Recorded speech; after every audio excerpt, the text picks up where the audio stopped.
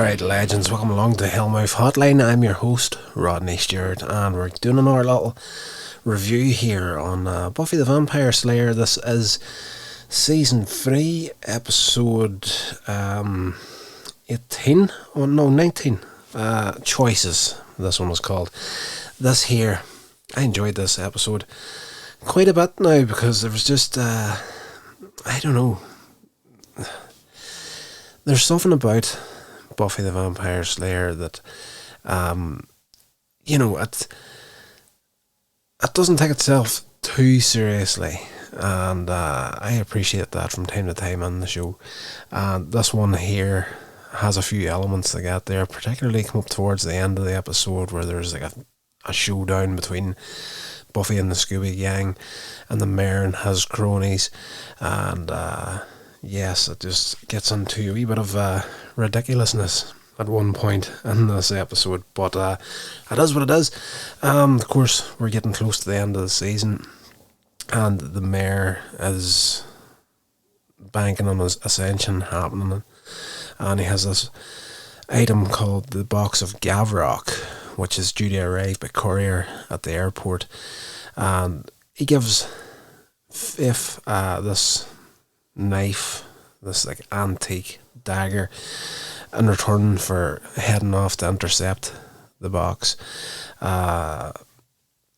Fifth is kind of like, am I just like a glorified postal worker, more or less? And the mayor's kind of like, well, I could just stop paying for everything, so he has his way of keeping Fifth around his little finger, and yes, she's seeing him as like a real father figure at this point. Buffy, she's continuing to fret about her future with Angel, while struggling to decide between going to college at Northwestern University in Illinois or studying closer to home at UC Sunnydale. Knowing that Wesley and Giles will not let her leave easily, with the Ascension still looming, she offers a deal. If she takes the offensive against the mayor, defeats him, stops the Ascension, they will accept her resignation as the Slayer so she can attend college in Illinois. Well, not so much resignation, that's a bit of a strong word. It's like, I'll go to university, get my degree, whatever I'm going in there for, and you guys can fight whatever small threats they are, and I'll come back whenever I'm not studying, more or less. She was in the hopes that when Faith turned up, Faith could have took over the Slayer responsibilities in Sunnydale full time, and Buffy could then go and do her thing in university or college, whatever you want to call it. But of course, now that Faith has turned bad, that's not going to happen. So she's kind of stressed out and freaked out about all this sort of stuff. That night, Faith kills the courier and separates him from the box by taking off his hand. He was like chained to this damn thing, and he wasn't going to pass it on without actually seeing the mayor himself. So she kills him at the town hall. Buffy is watching from the bushes, and she sees Faith deliver the box to the mayor, and when the coast's clear, Buffy forces the driver of the car to the car that brought Faith from the airport, vampire on there. Buffy forces the driver to give him the information about what the box is, and before she eventually staked them. The Scooby Gang plan an attack on City Hall to steal the box of Gavrock. First, Willow will remove the magic protecting the box so Buffy and Angel can take it. Then Xander and Oz will prepare the ritual Willow will use to destroy the box. Wesley and Giles drop off Willow, Buffy and Angel at City Hall. Everything goes grand until Buffy's rope sticks and the alarm goes off. There's a moment there where she does the Mission Impossible thing. You know, a clip of in Mission Impossible, you see him come down on the straps, and he's comes down to the floor, and he's just like hovering there. They're doing that in this episode, but they screw it up in a major way, which ends up in a fight when Angel drops in to try and rescue Buffy. They escape with the box, and the mayor's anger and the gang's relief reverse when it's discovered that Faith has been captured. Sorry, Willow has been captured by Faith. Why the hell would Willow capture Faith? For God's sake, that just doesn't make sense. Yes, Willow has been captured. Whenever they went in to try and steal the box, Willow did the first part, what she needed to do, take down the barrier that was protecting the box. Then she was going to go back to the library and finish off the spell that Oz and Xander were putting together, but she didn't make it.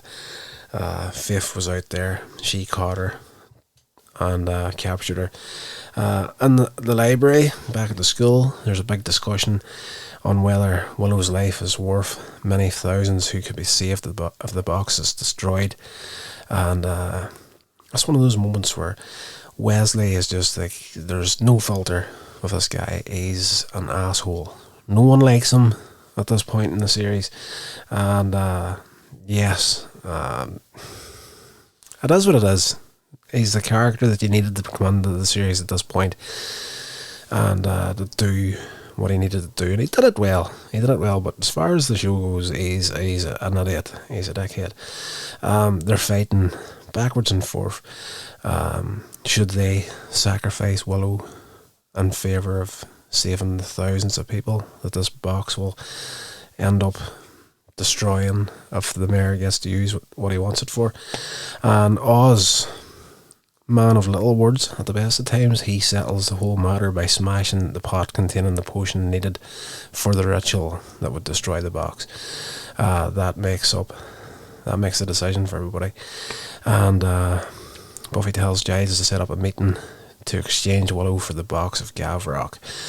Back at the city hall, Willow manages to escape from the room she's imprisoned in and gets into the mayor's office, and she actually finds the books of Ascension, and she's, instead of taking them and trying to escape, she sits down and starts reading them. But Faith finds her, and Giles' call comes just in time to stop Faith from killing Willow. This is where you get a different side to Willow in this episode. She actually stands up for herself in a major way against Faith. In this one, she holds her ground. There's no fists thrown on Willow's side, but Faith does punch Willow in the face. But Willow just pretty much talks her into a corner, more or less. A very, very adult version of Willow in this episode. Really appreciated seeing that there. It was definitely needed for the character of Willow in this series in particular, because, as I said, she danced across my last nerve quite a few times throughout this season. But anyway, the meeting is set up to make the exchange, Willow for the box. And during the meeting in the school cafeteria, the mayor warns Buffy and Angel that they've got no future together due to Angel's immortality as a vampire. This was expected, but in the way the mayor did it was poetic, to say the least. Like this, of course, he's going to lose by the end of this season. It is what it is. He's the big bad. He will go down at the end of the season, but this is probably at this point, this is probably one of the deepest digs he's going to put on against the good guys, is the relationship between Buffy and Angel. And yes, he goes to town on them again, similarly to the way Willow went on against Faith. It's all words and it's all hard truths, and they're not ready to hear it. Maybe Angel more than Buffy, because he knows the score. He's a couple 100 years old. She's a teenager. It is what it is. He's immortal. It's like, she's going to grow old, die. He'll still be looking the same as he is right now. But the mayor putting this to them was just unexpected on their part.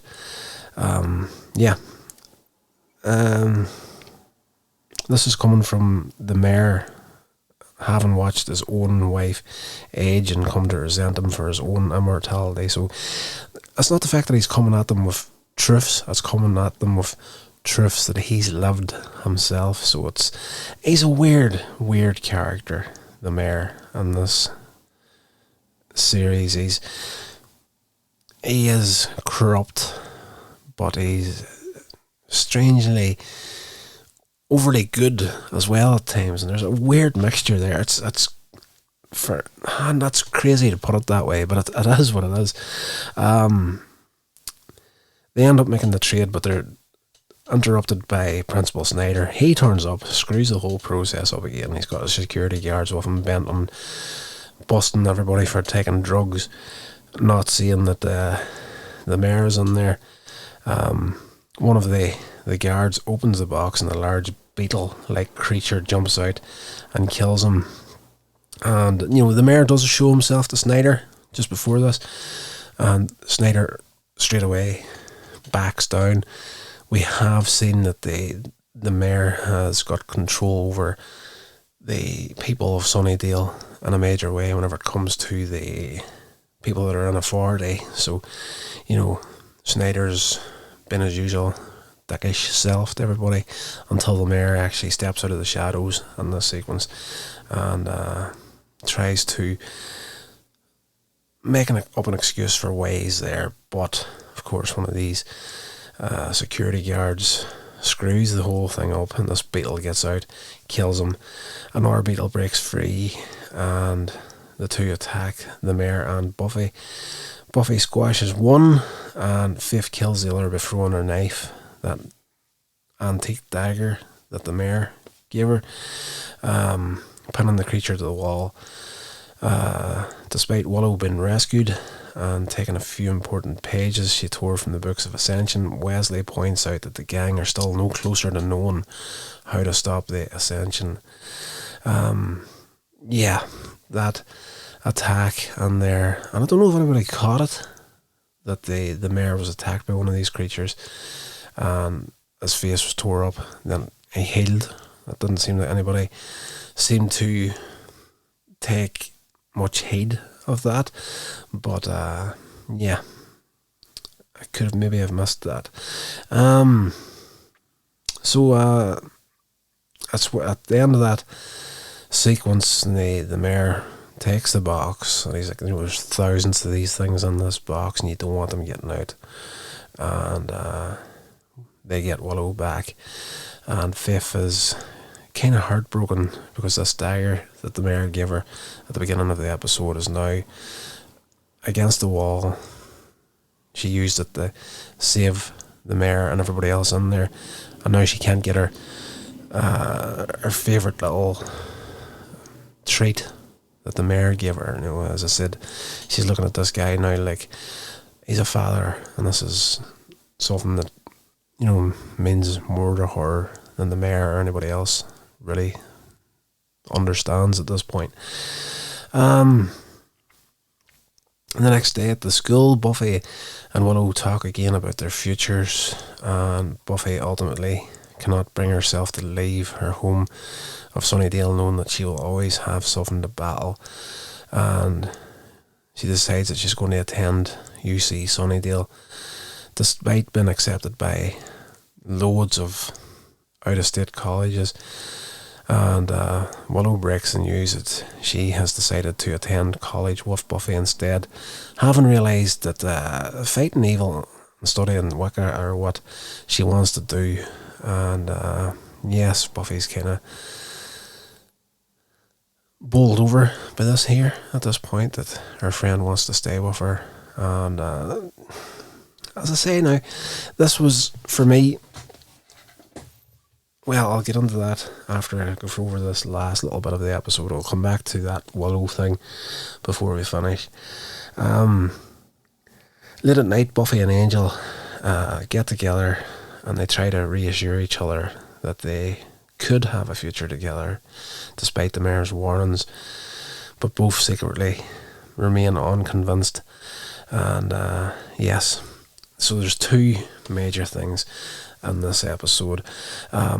Cordelia was a surprise at the end of this episode. I know exactly what happens to her character moving forward, because I'm a big fan of the Angel spin-off, which she was a huge part of, so I know how she gets there. But these shows here are not very clear in my memory at this point. That's why I'm enjoying going through them again, just to get a refresher on them.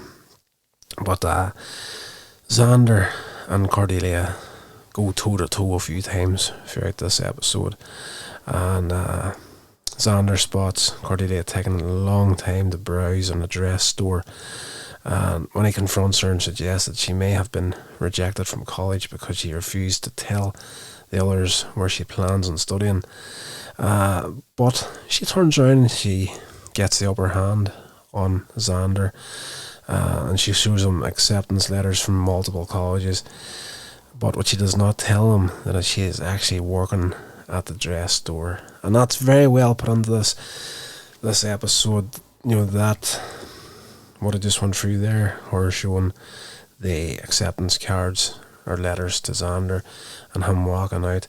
That was earlier in the episode, but then later on again we see her in this store and she's like lifting a dress and she's putting up towards her neck, and holding it against herself and thinking, I would look pretty in this dress. But so you think this is just Cordelia being the superficial Cordelia that we all believe her to be at this point, and then the owner of the shop comes down and gets tore into her about get back to work, essentially. So you're starting to see that there is financial problems in the Chase household, and she's keeping this under wraps at this point.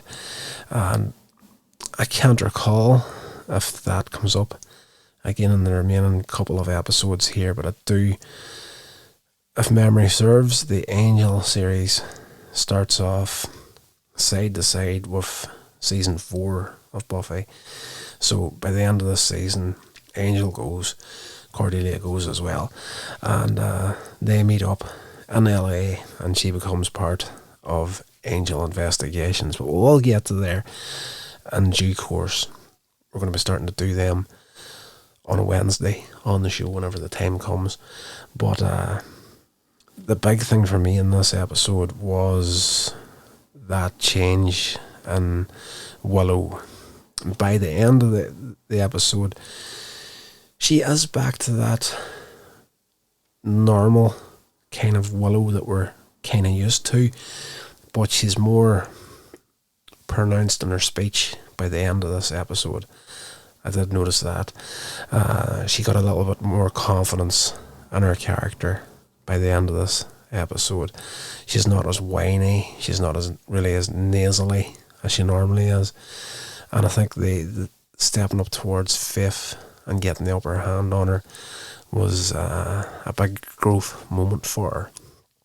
And having been smart enough to sneak the pages out of the Book of Ascension out of the mayor's grasp and giving them to Giles to see if he can come up with some sort of battle plan. Very, very impressed with the character of Willow in this episode. Absolutely fantastic. And again, I still, honestly, cannot get my head around that this show is as old as it is. The original air date was May 4th, 1999. For me, that doesn't seem that long ago. I left high school in 1995, so I was out into the working world whenever this came out. But it's 20, 23 years, if my math is okay there. At this point, 23 years old, this episode. Oh gosh, I can't believe how quick time is going past. But fantastic show. I'm loving it.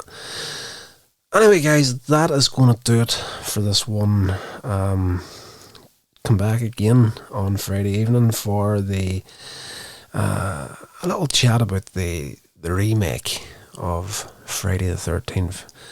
And yes, I checked that out yesterday. It's the first time I ever seen it, and I've got some thoughts on it.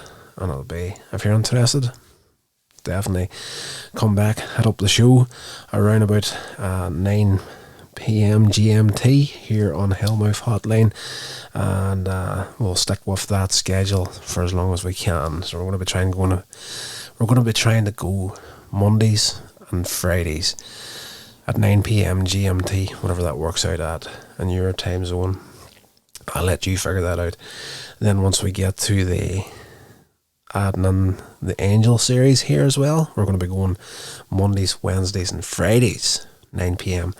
GMT. So as usual, if you've got any thoughts on the show, how I can make it better for you, or you just want to tell me how useless I am as a podcaster, you can do that through the email at hellmouthhotline@gmail.com. And definitely follow the show, share it along, do all that good social media stuff. And until the next episode, guys, stay safe, and I'll talk to you all then. This has been a production of Coins Age Media. Thank you so much for listening.